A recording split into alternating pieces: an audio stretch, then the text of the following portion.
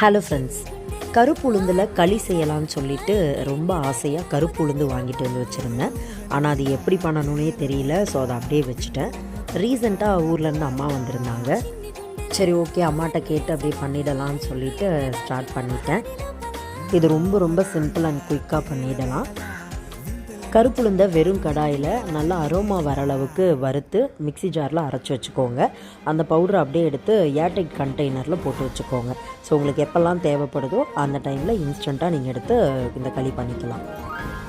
நான் இன்றைக்கி 1/2 கிலோ மாவு எடுத்து களி செய்ய போகிறேன். ஸோ அது தேவையான அளவு மாவு எடுத்துகிட்டு அதுக்கு கொஞ்சமாக தண்ணி விட்டு நல்லா கெட்டிப்படாமல் கரைச்சி வச்சுக்கோங்க. கொஞ்சமாக சால்ட் போட்டுக்கோங்க. அண்ட் இன்னொரு சைடு நீங்கள் எந்த கப்பில் எந்த அளவுக்கு மாவு எடுக்கிறீங்களோ அதே அளவுக்கு வெள்ளை பாகு காய்ச்சி வச்சுக்கோங்க. கொஞ்சமாக அதில் ஏலக்காய் அண்டு சுக்கு தட்டி போட்டுக்கோங்க. வெல்லம் எந்த பதமுமே கிடையாதுங்க. ஜஸ்ட் அது கரைஞ்சதுனாலே போதும். கரைஞ்சதுக்கப்புறம் அடுப்பு ஆஃப் பண்ணிடுங்க.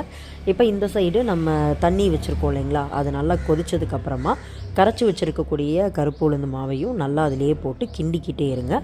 கெட்டிப்படாமல் கைவிடாமல் நல்லா கிண்டிக்கிட்டே இருக்கணும். மெஷர்மெண்ட் பார்த்திங்கன்னா 1 கப் மாவுக்கு 3 கப் தண்ணி விட்டிங்கனாலே கரெக்டாக இருக்கும். நான் அன்றைக்கி தண்ணி கொஞ்சம் அதிகமாக விட்டுட்டேன். ஸோ 1/2 கிலோ மாவு அப்படின்னும் போது எனக்கு அளவு அது கரெக்டாக தெரியல.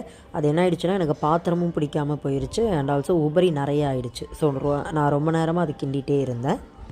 ஸோ மெயினாக பாத்திரம் நல்லா கொஞ்சம் பெரிய அகலமான பாத்திரம் அண்டு கெட்டி பிடிக்காத பாத்திரமாக எடுத்துக்கோங்க.